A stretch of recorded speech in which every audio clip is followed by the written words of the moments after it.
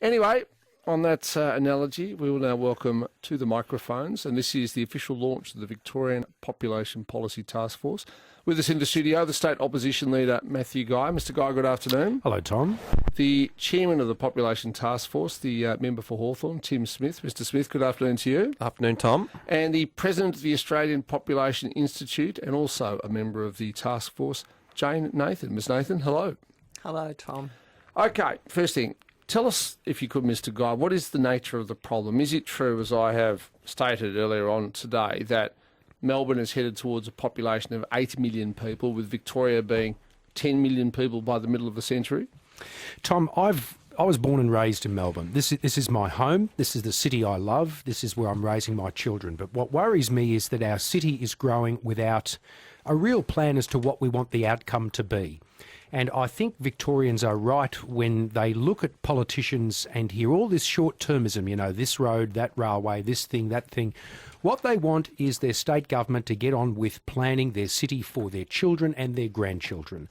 What I want to achieve is, how do we grow a state of cities, not just an enormous city-state? That is, Melbourne being this great heaving metropolis. I want to find those ways to provide incentives for people, for families, for couples, for retirees to move, for new migrants to choose regional Victoria as a first point of call, not just Melbourne. It's not an easy conversation. Okay, but it's important. But just so we set up the scope of the potential problem, do you agree, as per the figures in your report, that Melbourne is definitely headed towards a population of 8 million people? That's what we are headed toward. That's what all the figures say we're headed toward, and sooner rather than later. And my view is that Melbourne at 8 million, you know, with only one major piece of infrastructure added to that being a metro tunnel, you know, you can't supplant the population of Brisbane onto Melbourne with one rail tunnel and say, oh, well, it's fixed, because it won't be. I'll bring the Chairman of the Population Taskforce in at this point, Tim Smith. Now,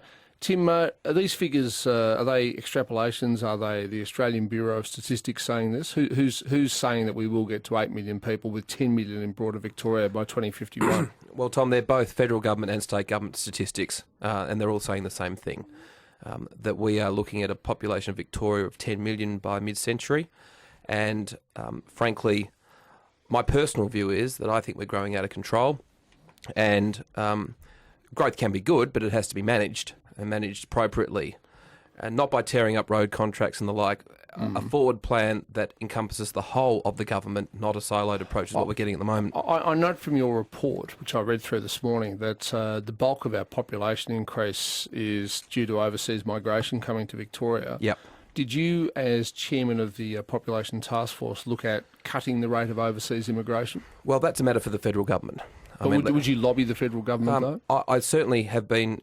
I've certainly had a conversation with Peter Dutton about where we're heading in terms of our response to this challenge at a state level. Absolutely, I have. But I make the obvious point. That is the immigration power is a federal head of power. Absolutely, it is. And 65% of our growth comes from overseas migration. So if our economy is going to continue to grow in the sense that it's been growing largely driven by population growth, I can't see the federal government at the moment cutting the immigration take. But our job at the state level is to manage that growth.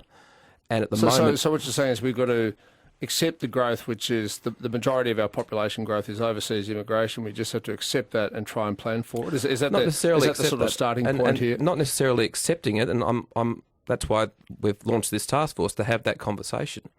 Is that the sort of growth we want to see in Melbourne? I'm not sure, but I'm certainly of the view that the federal government will continue to have an immigration policy that bears no resemblance to what we at the state level are talking about, and what we're talking about, managing growth. Well, that's their prerogative. That's their prerogative. I'll bring in Jane Nathan here. Jane, you're president of the Australian Population Institute. Do you think we should just accept growth in population, or should we try and do something about it? Tom, you mentioned about 2050 being an issue.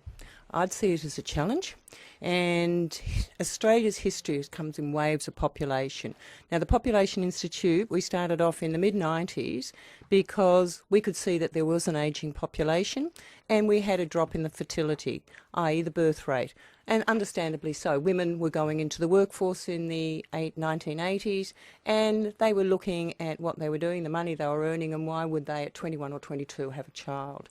But Tom, I also come with a hat on, whereas I was an administrator at Brimbank City Council and I was a commissioner there, and I was a commissioner there from 94 to 97.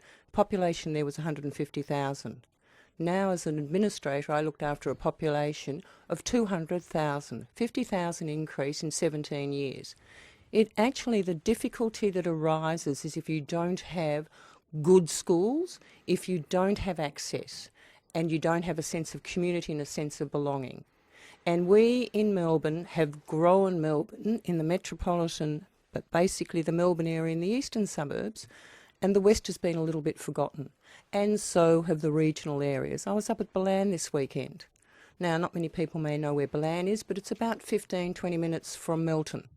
Balan is a beautiful town. There are people living there and they're working in Melton now and they're going to live there. So if we could actually get the jobs into a whole lot of those areas, you would get a fallout into some of the other areas that have got infrastructure from the past. They've got the infrastructure with regard to swimming pools. Have a look at Dunkeld and what happened with Dunkeld and the Royal Mail, and getting a good job situation there through a hotel that was uplifted, had a 1-star, people started to use it. So you had employment coming into that area, and then people bought houses in that area, then they used the schools.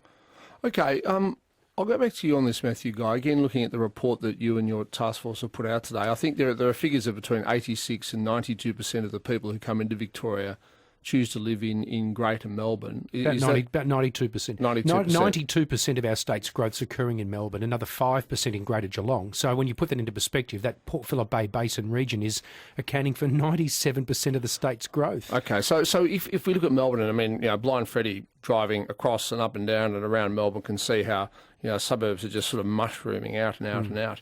Is that the future where, all of our market gardens, areas like Werribee, for example? I used to see, driving from Melbourne to Geelong as like a rural interlude between two cities, and now it's becoming what I think will be two lots of suburbs that will eventually join up with each other. Is the solution that we just allow Melbourne to expand and expand and expand as it's been doing?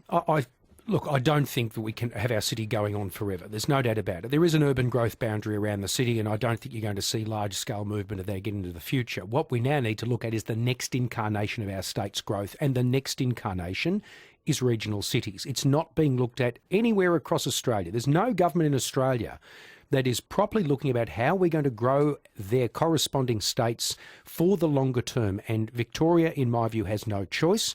We must move to a model of serious decentralisation, and the state's got to play a key role in leading that. Adam's got an idea. Go ahead, Adam. Yeah, 2 points. Melbourne, it's an old city. It's over and done with, dysfunctional. So, okay, move north, resettle. You got the Hume Highway there. You got your north-south pipeline. Send your cities up there. So how far north? Still on the Mexican side of the border, or up in New South Wales? Probably anywhere 80 k's north of Melbourne, and away you go. Any of that sort of arid ground up there, and you can turn that into a green zone with the water, and away you go.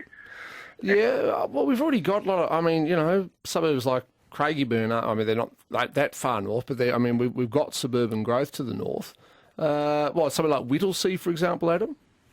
I'm not sure of the geography, but at least 200-300 k's. Get it well away from Melbourne, right out of the way, build a whole new area, and then on the other side of it is like what I sort of term as crazy green politics, and as far as sustainable concrete, sustainable bitumen, and sustainable glass, built on top of all that good arable farmland. Heading east down into Gippsland, and if you don't stop that, as much as gone. You can't. There's going to be no good green Gippsland. Well, thank you, Adam. That's a very interesting point. Tim, I'll put this to you. I have seen, and I'm told, it's some of the best arable land, not just in Australia, but in the world, that is being concreted over and turned into suburbs.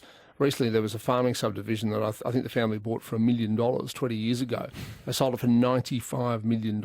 And yet, that is good farmland, which is now being turned into suburbs. Are we sacrificing our food-producing future here? Well, we have to manage our natural resources appropriately, and that is what the task force is going to be looking at. How do we accommodate this growth in a way that's responsible for our natural environment and indeed our agriculture sector. Now, we're talking about growing regional cities. Absolutely we are. But that doesn't mean it's going to be at the expense of Victoria's agriculture industry, which is a key export industry and really important to our state's economy. All right, keep the calls coming, 96900 693. Come and join the discussion, have your say. I mean, Matthew Guy is the alternate premier here. He wants to do something about this. He wants your ideas. 96900 693 13 13 32. It's 19 after 4.